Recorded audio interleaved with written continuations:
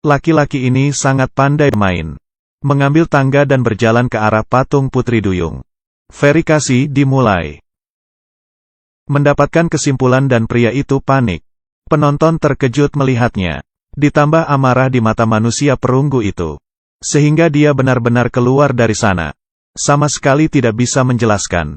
Pria itu bergegas bertindak tenang. Hanya bisa meninggalkan tempat tersebut.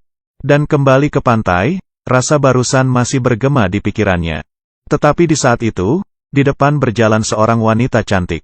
Dan menamparnya. Tetapi Awei kebingungan. Sang adik juga merasa tidak adil. Tiba-tiba Xiao Mei mengatakan. Kedua orang pun mengerti. Kemudian Xiao Mei memulai bertanya. Awei pun berpura-pura tidak tahu. Setelah Xiao Mei dengar, dengan sangat gembira memutar kepala dan mengatakan ke rekannya. Ini terlalu sederhana. Tetapi ketika Xiao Mei itu menoleh. Betapa sederhananya ini. Satu kata murni. Selanjutnya, kedua orang memiliki beberapa pertemuan yang indah. Tidak lama percikan cinta pun padam. Tetapi Xiao Mei hamil. Seharusnya adalah suatu hal yang bahagia. Tetapi Awei memaksa Xiao Mei ke rumah sakit untuk aborsi. Sekuat apapun Xiao Mei memohon. Dia mendorong Xiao Mei dengan sekuat tenaga masuk ke ruang operasi. Lalu pun pergi. Tetapi yang aneh adalah, di saat tempat yang tidak terlihat oleh Xiao Mei, Awei berlutut dan menangis sedih. Apakah dia sebenarnya punya kesulitan? Dibesarkan oleh seorang wanita kaya sebenarnya memiliki perasaan yang seperti apa? Mata anak ini penuh dengan rasa jijik. Tetapi wanita kaya ini tidak peduli. Langsung mengeluarkan pakaian mahal. Dalam hitungan detik pun langsung berubah. Lalu pergi bersama wanita kaya itu.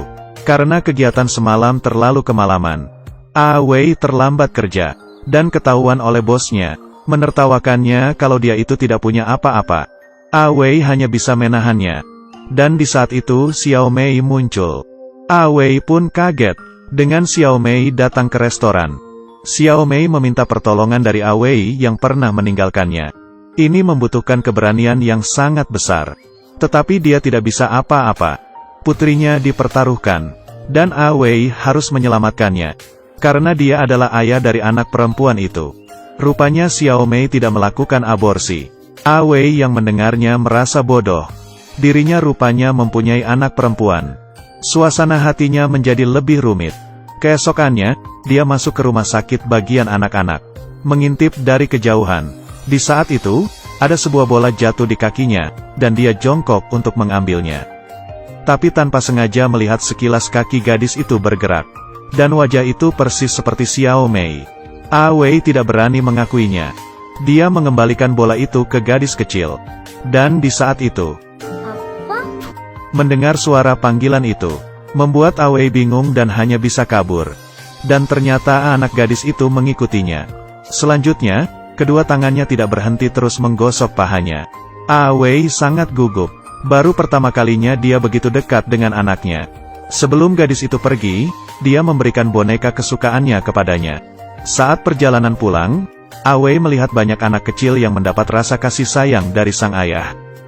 Dan dia melewatkan rasa tanggung jawab sebagai ayah tersebut. Ini membuatnya merasa sangat bersalah. Di waktu yang sama dia juga penasaran. Bagaimana anaknya bisa mengenalnya? Beberapa hari kemudian datang sebuah berita, sumsum tulang belakang Awei cocok dengan anaknya.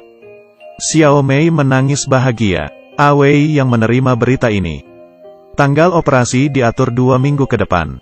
Di saat berpisah, Xiao Mei mengatakan ke Awei. Dia akan menghubunginya sehari sebelum operasi, tetapi Awei menolak. Dia mengatakan ke Xiao Mei apapun yang terjadi, dia akan segera datang. Ini adalah rasa cinta seorang ayah ke anak perempuannya. Tetapi yang mereka tidak tahu, konspirasi besar sedang memulai. Pria yang terjatuh di lumuran darah ini bangun. Dia pun berusaha untuk bangun. Sebuah tangan yang penuh darah mengagetkannya. Lalu melihat ke atas, itu adalah mayat seorang wanita. Dia yang kaget pun langsung mundur. Dan di tangannya sudah ada pisau.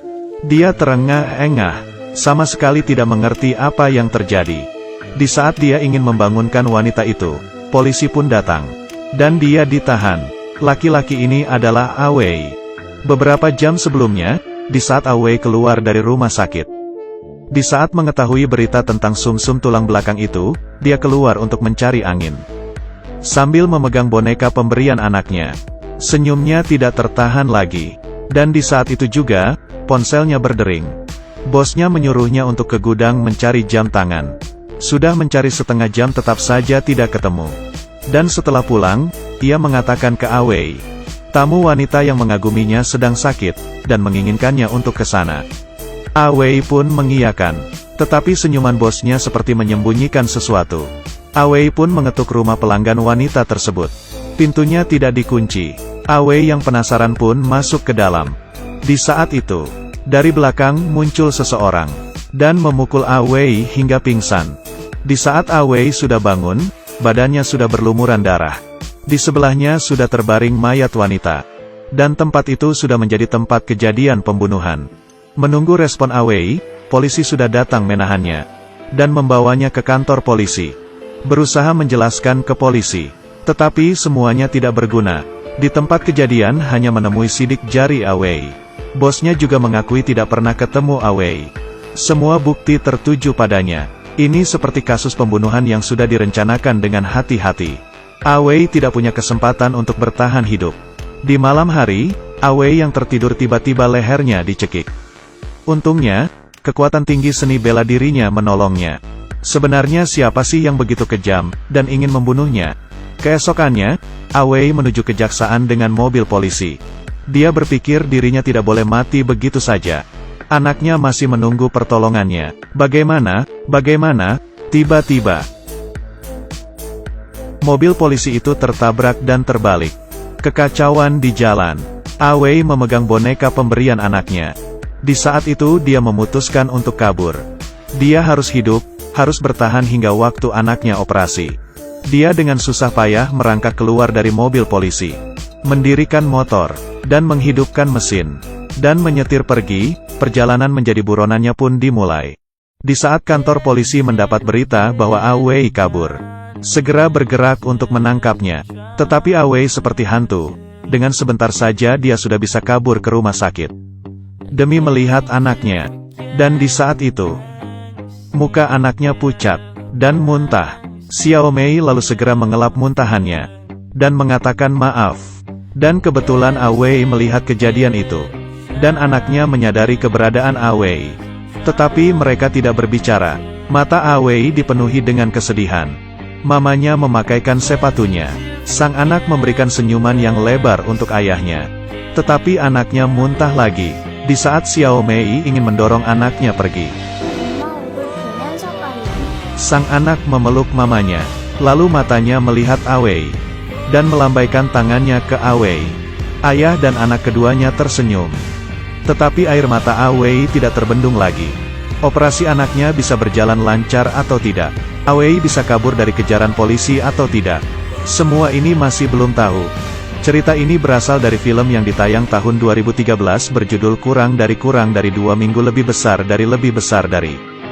Cerita ini berasal dari film yang ditayang tahun 2013 berjudul Kurang dari 2 minggu lebih besar dari. Nilainya mencapai 8.4. Lee Joon-gi yang berperan sebagai ayah gangster bernama Tae-san. Jangan pernah meragukan rasa kasih sayang seorang ayah ke anaknya. Demi melindungi keluarganya, bisa melawan dengan segala cara. Plotnya sangat bagus. Kalau suka kalian mesti lihat film aslinya. Saya adalah Muliao. Ketemu lagi di selanjutnya.